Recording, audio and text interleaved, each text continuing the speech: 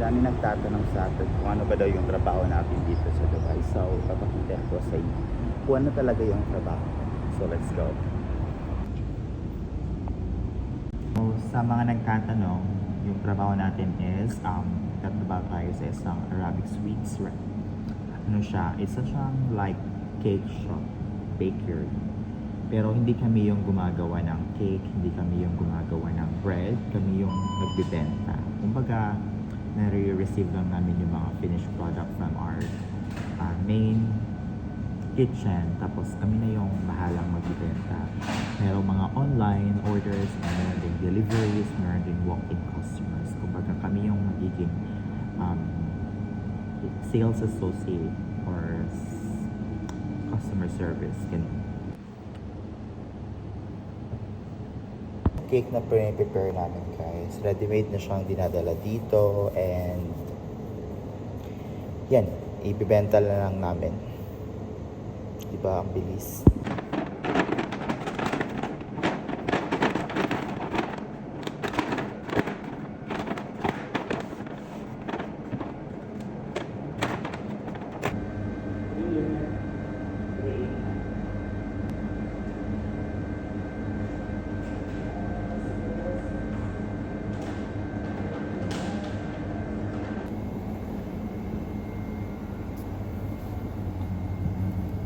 Hindi lang tayo gumagawa or nagbebenta ng cake dito, gumagawa din kami ng sandwich.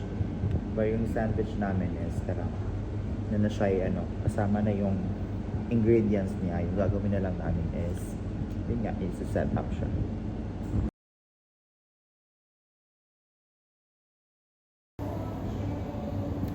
So this is the final look guys. Ginagawa namin guys pag walang ginagawa, walang customer, so maghihintay lang kami pumasok yung mga online orders. Ganun. So here's Esmita, our store in charge. She's the one doing all the tasks since wala naman kaming manager dito, so she's the one doing, right? I mean, it's a collaborative effort, but she's the one receiving complaints if there's anything happen with our stores, with our or any update from our management like that. So yeah. So how are you? Not good. Kami din yung gumagawa ng inventory, kung sakto pa yung inventory, ordering and all. Kumbaga dito kasi sa amin is wala kaming manager, so we stand on our own. We did everything on our own, from receiving to selling to inventory to disposing the products, ganun. So, maganda din siya kasi walang mga taong nagpe-pressure sa iyo, di ba? Kasi nakaka-pressure kaya yung magtrabaho ka tapos may mga, manager o bang tao na tumitingin sa iyo. Kumbaga nakaka-pressure yun. So, dito maganda siya kasi wala talagang nagbabantay sa amin. Kumbaga kami lang talaga. And ito, magtatapon tayo ng basura.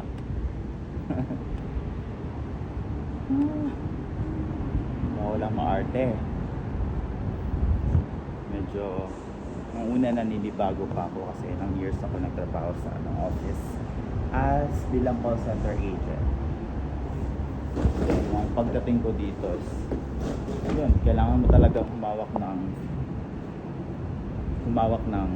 mop, humawak ng mga walis. Pero hindi naman ganong mabigat. Chill lang talaga yung trabaho ko dito. So, ayun. Bawal yung maarte para makapasurvive, para ma-survive mo tong buhay abroad. Kasi dahil kung mapili ka dahil hindi ka magtatagal dito. Kahit ako, ang daming challenges, ang daming tanong sa isip ko kung bakit ko iniwan yung trabaho ko sa Pilipinas. Diba, okay na yung sahuran, malaki na yung sahod, tapos nakaupo lang the whole day or the whole night. So ayun, kung baga I'm taking this as experience na lang din, na at least na-experience ko yung buhay abroad, and hindi rin pala talaga madali maging OFW. Andyan yung stress, andyan yung lungkot, yung homesickness. You have to live on your own. Kung magkakasakit ka, You have to stand on your own. You have to take care of your own. Kumbaga sa'yo lahat. Maswerte ko na kung meron kang family dito sa abroad kasi yung iba, they just fight. They live on their own just to survive here in abroad para kumita ng pera para sa mga sa family nila. Ganun. So, ganito yung view natin dito sa outside. As you can see, hindi na siya masyadong mainit. Oh, yes.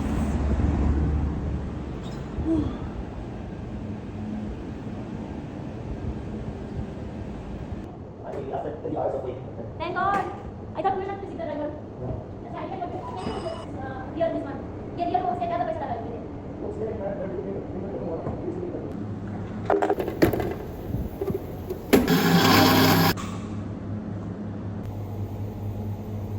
Drink more. Enough. Hi, sir. Hi, sir. Good afternoon.